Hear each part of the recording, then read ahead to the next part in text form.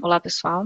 Eu sou a Natália de Lima Saraiva, no programa de pós-graduação em Ciência da Informação da Universidade de Brasília. Vou conversar com vocês sobre a preservação digital de fotografias, utilizando como referência o caso do processo de registro de candidatura eleitoral. Temos hoje a necessidade de um objeto digital autêntico e íntegro como protagonista nas nossas relações de consumo, comunicação e de mudança social. Temos uma sociedade da tecnologia e, ao mesmo tempo, da poluição informacional. A sobrevivência do patrimônio documental digital na sociedade depende da compreensão do contexto no qual este está inserido e no uso dos recursos tecnológicos como soluções para a apresentação estruturada de dados que, além de estratégicos, se tornam essenciais no âmbito da gestão e perenidade das ações e funções administrativas. O intercâmbio de dados e registros, no que se refere à gestão da preservação de documentos digitais, carece de definição de regras, protocolos e padrões a serem seguidos. Temos a Carta para a Preservação do Patrimônio Digital da Organização das Nações Unidas para a Educação, a Ciência e a Cultura, a Unesco, que manifesta a necessidade dos Estados-membros, incluindo o Brasil, de estabelecerem políticas e ações para a proteção do patrimônio digital. No caso da Justiça Eleitoral brasileira, é necessário, primeiramente, considerarmos suas funções e atividades para definirmos o escopo de produção desses documentos fotográficos. Esta justiça, também conhecida como justiça especializada, nasceu em um ambiente pós-revolucionário, em 1930, trazendo à tona o voto secreto e a formação dos principais instrumentos de modernização do processo eleitoral.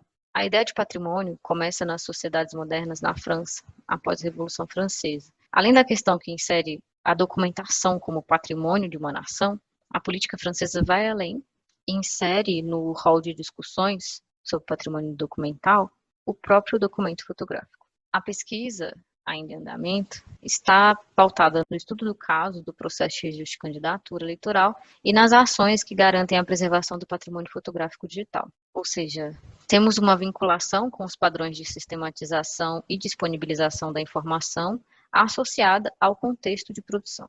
No caso do processo de registro de candidatura eleitoral, o documento fotográfico utilizado como referência para o voto do cidadão brasileiro é considerado peça do processo eleitoral. E conforme consta na política de gestão documental eleitoral, este documento fotográfico possui destinação final de guarda permanente. Ou seja, suas características probatórias devem ser mantidas por longo prazo para permitir a compreensão do processo eleitoral e do fenômeno político ao qual o Brasil se deteve. Os documentos fotográficos nesse processo eleitoral são mantidos para enriquecer nossa compreensão da história cultural brasileira. A preservação de fotografias digitais carece de ações de gestão e controle desde a produção ou captura do documento fotográfico até sua destinação final e disponibilização para acesso.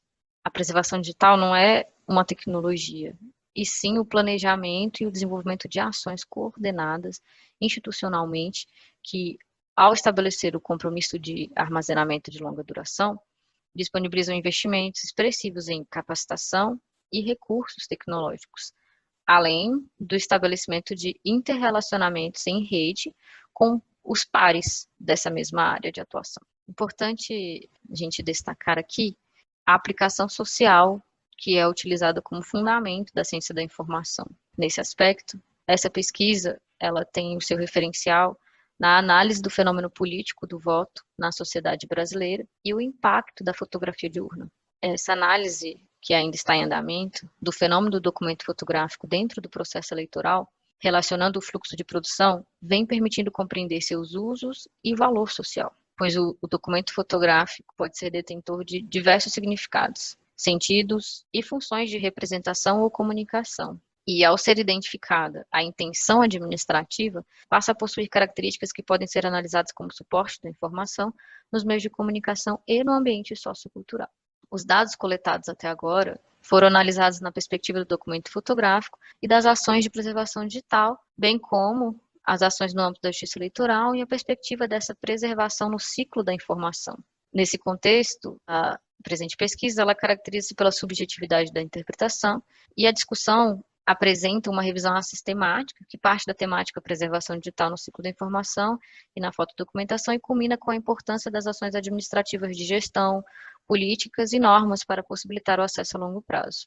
A maneira como as entidades são descritas nos metadados permitirá a gestão dos objetos digitais e esses serão inevitavelmente determinados culturalmente. O que para Brooklyn 92 é possível trazer ordem para o caos e alcançar a colaboração.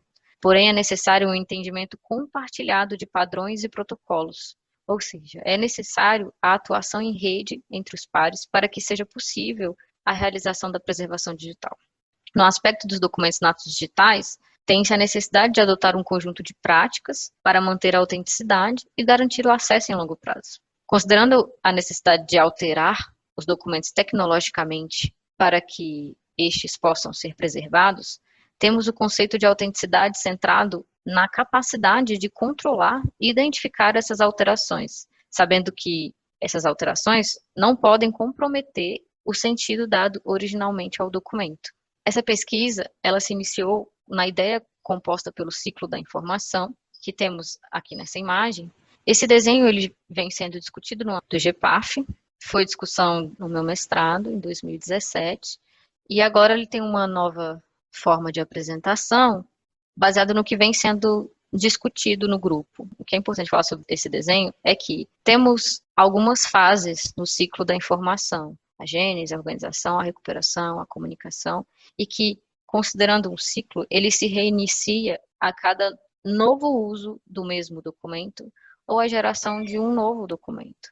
Cada etapa do ciclo aqui está com cores distintas, e é importante ressaltar que, na comunicação da informação, temos a etapa da distribuição e do uso da informação que se relacionam e que possuem intersecção.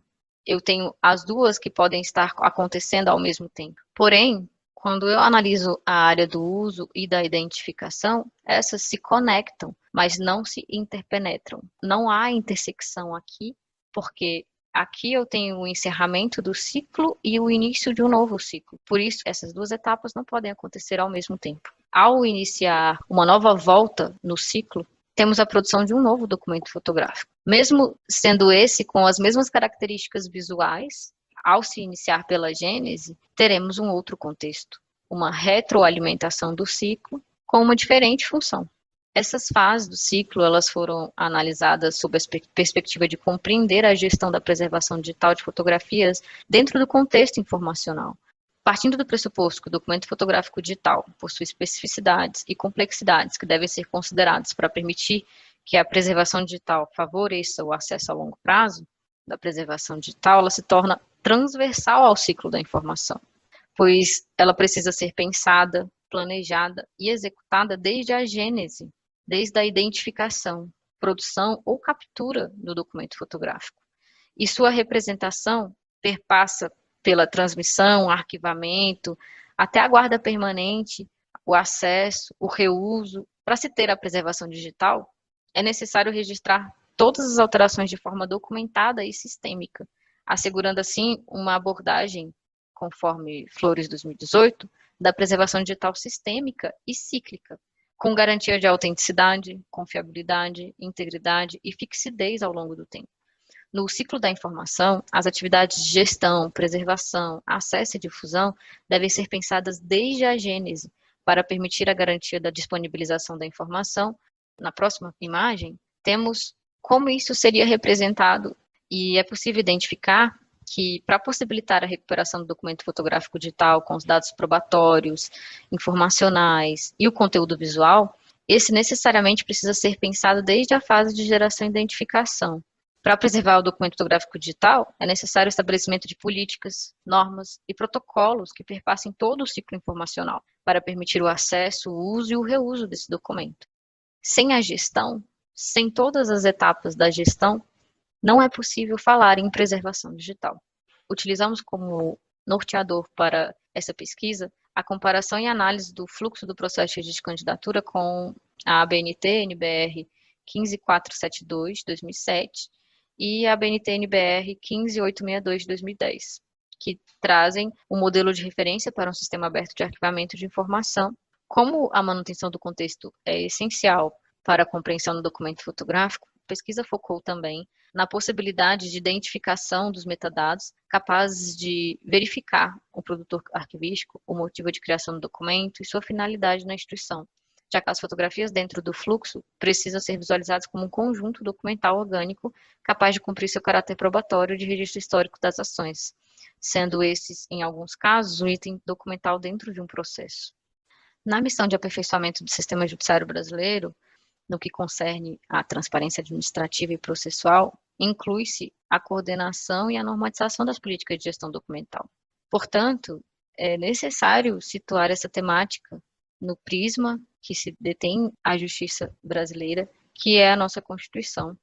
Esses acervos documentais de guarda permanente ou histórica do Poder Judiciário fazem parte do patrimônio cultural brasileiro, cabendo ao Estado, com o apoio da comunidade, sua promoção e proteção. Então, temos aqui a necessidade de difusão, de acesso e de salvaguarda, estabelecido, inclusive, pela nossa Constituição Federal, no artigo 216.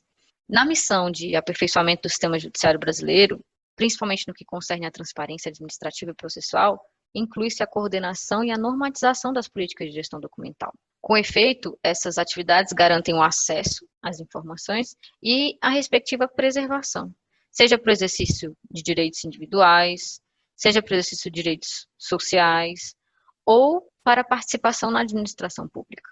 O Poder Judiciário, no exercício de suas funções, acompanha as transformações políticas, sociais, econômicas, culturais e tecnológicas da sociedade ao longo dos anos, o que se espelha em seus bens materiais e imateriais. E, desse modo, a preservação desses bens e sua difusão são fundamentais para o conhecimento tanto da história da justiça quanto do próprio país. A implementação de políticas de preservação digital oferece subsídios para armazenamento, preservação e acesso ao patrimônio documental no contexto da gestão da justiça eleitoral. Além de salvaguardar o objeto digital, essa preservação prevê o acesso ao longo prazo do documento e, para isso, são necessários investimentos em pessoal, capacitação e infraestrutura. No que se refere ao caso, o processo de registro de candidatura eleitoral, esse ainda está em início de análise. A legislação eleitoral, ela define quais são os documentos que são de apresentação obrigatória para esse pedido de registro de candidatura. Dentre esses documentos, nós temos a fotografia do candidato. Dentro dessa análise, temos a relevância da fotografia dentro do processo eleitoral. É através do registro de candidatura que um cidadão ele se torna habilitado a concorrer à eleição para ocupar um cargo público. É através também desse registro que ele formaliza essa pretensão de se candidatar. Temos uma resolução normativa que permite a substituição de um candidato, caso esse candidato ele não esteja elegível para aquele cargo naquela eleição. Então, o partido ou a coligação, ela pode substituir esse candidato que foi considerado inelegível após esse prazo de registro de candidatura. Se ocorrer a substituição de candidatos ao cargo majoritário após a geração das tabelas para elaboração da lista de candidatos e preparação das urnas, o substituto concorrerá com o nome, o número e na urna com a fotografia do substituído, computando-se-lhes os votos a estes atribuídos. Ou seja, essas substituições de candidatos que foram considerados inelegíveis às vésperas do pleito, quando o povo brasileiro, pensando em votar no candidato A, acaba por eleger o candidato B, que é substituto de A, ocorre quando um partido lança A, que é um candidato considerado bom de voto, porém inelegível, cuja inelegibilidade só vem a ser confirmada às vésperas das eleições, ou até uma ardilosa renúncia, e então é substituído pelo candidato B, que não é considerado um candidato bom de voto. Essa substituição ocorre sem ter sido possível avisar ao eleitorado, ou seja, o B concorre nas urnas com o nome, o número e a foto de A.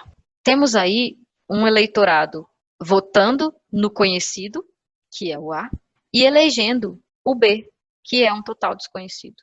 Infelizmente, isso não é raro nas nossas eleições municipais. Temos aqui a relevância da fotografia de urna dentro do processo eleitoral, que ela é capaz de mudar toda uma trajetória política.